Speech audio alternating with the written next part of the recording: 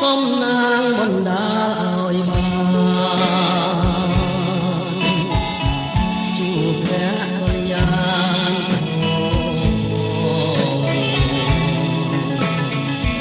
អូនល្អអូនចាន់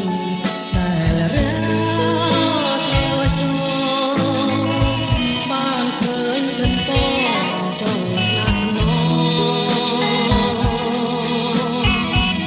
ខ្ញុំស្រឡាញ់ស្មើឬទេ